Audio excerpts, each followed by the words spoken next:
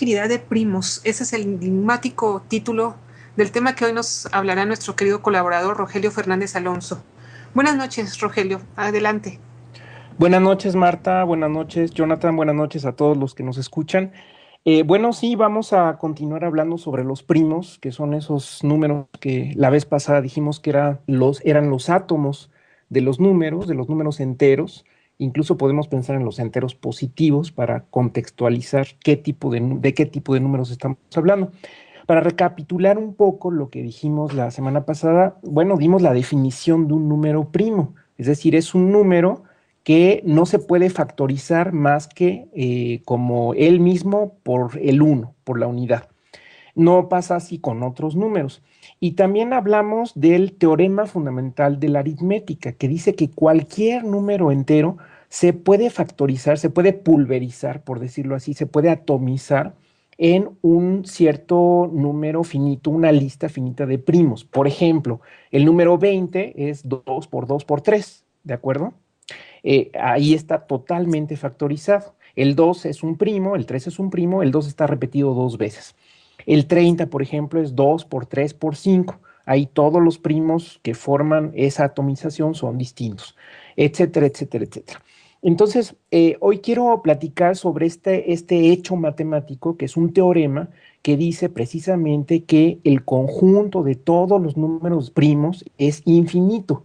Entonces, por supuesto que todos los números forman un conjunto infinito. Siempre podemos pensar en que si hay un último número, pues le podemos agregar uno, ese número más uno, y entonces siempre podemos seguir avanzando. Pero el hecho de que el conjunto de todos los números primos sea infinito, bueno, no es tan claro. Eso requiere una cierta demostración, una cierta argumentación. Entonces voy a tratar de explicar la argumentación. En la pantalla, por cierto, están viendo un número enorme que tiene, bueno, es un uno seguido de 13 ceros, seguido del 666, que es el famoso número de la bestia, seguido de otros 13 ceros y por último un uno. Es decir, es un número palindrómico, por decirlo así. Es un número que se lee lo mismo de izquierda a derecha que de derecha a izquierda. Este número tiene un nombre, se llama el número de Belfegor, que es el nombre de un demonio en la tradición católica. Y bueno, la referencia al demonio es obvia por el famoso 666 y por los 13 ceros, pero lo que quiero yo aquí presentar es un ejemplo de un número primo. Este número resulta que es primo, es un hecho matemático, se comprueba que es un número primo. La vez pasada hablé de la criba de Eratóstenes, que es una manera de ir generando los números primos hasta cierto punto, y entonces así se comprueba, por ejemplo, que este numerote, ¿verdad? Que es del orden de los quintillones, es un número primo. Bueno, entonces eso nos da idea de que en efecto hay números primos del tamaño que sea, ¿verdad? Entonces, ¿cómo sería la demostración de que el conjunto de números primos es infinito? Bueno, es un ejemplo de una manera de argumentar que se llama reducción al absurdo. Es decir, se supone lo contrario que se quiere demostrar y se llega a una contradicción. Y entonces, como se llega a una contradicción, la manera de salvar la contradicción es pues que el hecho se da, el hecho matemático. Entonces, en este caso particular, vamos a demostrar que el conjunto de los números primos es infinito. Entonces, suponemos lo contrario, suponemos que es finito. Entonces hay una cierta lista de números primos, finita, ¿de acuerdo? Esto se va a basar en otro resultado que podemos llamar lema, que es el siguiente. A ver, esto no lo voy a explicar, pero lo voy a dar por hecho. Entonces, si ustedes tienen un número determinado cualquiera que tiene una cierta lista de factores, primos, ¿de acuerdo? Y si a ese número le suman uno, entonces resulta que al nuevo número sumado uno, los factores primos de ese nuevo número son totalmente distintos de los factores primos del número anterior. ¿De acuerdo? Eso lo puedo explicar en otra ocasión porque si no, no nos da tiempo. Entonces, quiere decir que el número más uno tiene factores primos distintos totalmente del número. ¿Ok? Bueno, entonces regreso a la argumentación. Tengo mi lista finita de números primos, que es lo que estoy suponiendo. Bueno, pues entonces a esa lista finita multipliquen todos los números, sale un numerote, pero no importa. Y luego súmenle uno, ¿de acuerdo? Entonces construyo ese nuevo número a partir de toda la lista completa de los primos. Bueno, entonces hay dos posibilidades. Si ese nuevo número es primo, pues obviamente va a ser distinto de los anteriores, ¿de acuerdo? Y si ese nuevo número, sumando uno, ese producto de primos, no es primo, entonces por lo que platiqué hace rato, por el resultado, que por cierto se llama lema, un resultado que se usa, que di por hecho. Entonces, si ese número sumado uno no es primo, entonces se va a encontrar un factor primo distinto de los anteriores. En cualquiera de los dos casos se encuentra un primo distinto de la lista que yo dije que era la de todos los primos. Entonces, ahí hay una contradicción, ¿verdad? Entonces, puesto que se llega a una contradicción, se concluye que no puede ser posible que haya una lista finita de números primos, por lo tanto, el conjunto de los números primos es infinito. Y ya nada más para terminar, quiero decir que esta demostración viene en los libros de Euclides, que son de 300 años antes de Cristo. Rogelio, este teorema, ¿es un teorema de Euclides? Sí, bueno, se atribuye a Euclides porque Euclides lo incluye dentro de sus famosos libros que son los elementos, que empieza con Ajá, los elementos. empieza con la geometría porque siempre se asocia a Euclides a la geometría, ¿verdad? Sí, sí, sí, sí. Con geometría, pero después se sigue a otras áreas de las matemáticas, en este caso a la teoría de los números, que así se llama esta área de los números. Dicen las personas que conocen este argumento matemático que es una prueba muy clásica y muy bella. ¿Por qué se considera que es una prueba clásica y bella? Esto de la lista de los números primos que es finita y después se llega a una contradicción para que esta lista sea infinita. ¿Por qué se le considera clásica y bella a este argumento que nos acabas de explicar? Fíjate, contiene muchas cosas, ¿no? Entonces, yo diría que en general un resultado bello en matemáticas debe tener cierta simplicidad, ¿de acuerdo?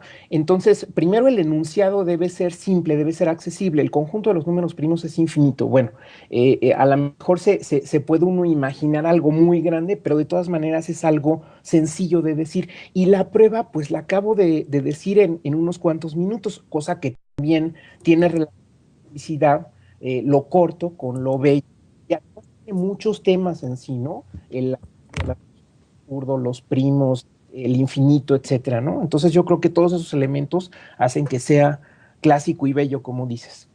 Antes de Euclides, ¿se pensaba que los números primos eran finitos? Bueno, a lo mejor los teoremas se van cocinando, Jonathan. Entonces, seguramente antes de Euclides, los matemáticos previos, que bueno, podemos mencionar, en estas participaciones he mencionado a dos, a Pitágoras y a Zenón. Entonces es probable que se hayan preguntado, porque los griegos eran especialistas en preguntarse cosas, sobre este hecho. Sí, perdón. Es cuando se da ya una demostración, es cuando, digamos, oficialmente entra la teoría matemática, el hecho matemático. Antes era como una conjetura, una idea que se va cocinando poco a poco hasta que se en ese momento. Entonces, lo que podemos decir es que siempre vamos a encontrarnos con esto que nos acabas de explicar, a un primo que no está en la lista. Y entonces se repite todo ese proceso. Exactamente, si suponemos que hay una lista finita, de cualquier manera, y ahí hay una cuestión muy importante, que es exhaustivo el argumento, no tiene ningún hueco, es decir, no da lugar a dudas. De cualquier manera se va a encontrar otro primo, y lo cual es una contradicción, no que era todo, de repente encuentro otro. Entonces, para sacar esa contradicción, la conclusión es que tiene que ser infinito, forzosamente tiene que ser infinito, hay una certeza de que es infinito el conjunto de números primos. Perfecto. Entonces, ahí la contradicción sería que cuando encuentras ese número puede ser primo o no, y si es primo, entonces se tiene que ser divisible o divisible por algún número primo que puede estar en la lista o no. No, Si es correcto o no. primero, la cuestión es que sea primo. Y si es primo, entonces como es todos los anteriores multiplicados más uno, seguro que no es de los anteriores porque es más grande, ¿verdad? Claro, claro, ok. Sí. En este caso es distinto. Y en el otro caso, cuando no es primo, es cuando adentro de él encuentras un factor primo necesariamente. Ahí fíjate que te estás apoyando en el teorema fundamental de la aritmética y en el lema que yo les platiqué. Entonces ahí a fuerzas encuentras un factor, ¿verdad? Entonces eso también es muy importante, que las matemáticas se van apoyando en otros hechos previamente demostrados y se va construyendo como un edificio, como una catedral. Ok, muy bien. Este tema seguramente a mí me gusta mucho toda esta explicación que das. A mí me gustan mucho las matemáticas y como tú la explicas, le entiendo mucho más. Entonces te agradecemos mucho esta colaboración de este jueves, estimado Rogelio, y ya estaremos viendo la próxima semana que otros temas, como siempre, que tú estás tratando de darle una continuidad a todos los temas, ¿no? Es una noticia que está surgiendo ahorita en el matemático, que es, se está demostrando un teorema que tiene que ver un poco con, es la conjetura todavía de los primos gemelos. Ya después platicaré qué cosas son los primos gemelos y que también forman un conjunto infinito. Esa es la conjetura y ahorita está muy emocionante las noticias matemáticas porque se está a demostrar en estos momentos. Entonces quiero acercarme a decirles en qué consiste esa noticia. Pues Bueno, pues ya la siguiente semana. un placer infinito como los números primos el que hayas estado hoy con nosotros, Rogelio. Nos vemos hasta la otra semana y muchas gracias. Marta, Jonathan, buenas noches a todos. Y vámonos a música con la canción Dreams de Fleetwood Mac.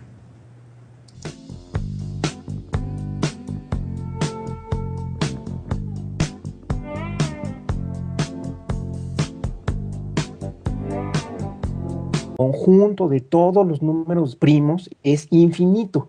Entonces, por supuesto que todos los números forman un conjunto infinito. Siempre podemos pensar en que si hay un último número, pues le podemos agregar uno, ese número más uno, y entonces siempre podemos seguir avanzando. Pero el hecho de que el conjunto de todos los números primos sea infinito, bueno, no es tan claro.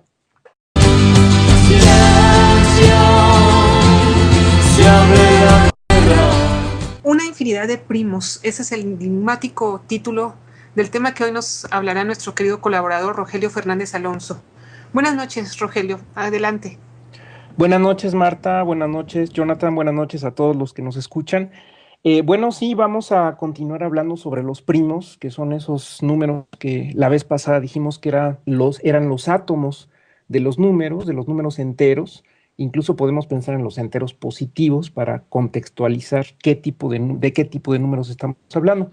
Para recapitular un poco lo que dijimos la semana pasada, bueno, dimos la definición de un número primo, es decir, es un número que no se puede factorizar más que ¿de acuerdo? Ahí está totalmente factorizado. El 2 es un primo, el 3 es un primo, el 2 está repetido 2 veces. El 30, por ejemplo, es 2 por 3 por 5. Ahí todos los primos que forman esa atomización son distintos, etcétera, etcétera, etcétera. Entonces, hoy quiero platicar sobre este hecho matemático, que es un teorema que dice precisamente que como él mismo por el 1, por la unidad. No pasa así con otros números. Y también hablamos del teorema fundamental de la aritmética, que dice que cualquier número entero se puede factorizar, se puede pulverizar, por decirlo así, se puede atomizar en un cierto número finito, una lista finita de primos. Por ejemplo, el número 20 es 2 por 2 por 3.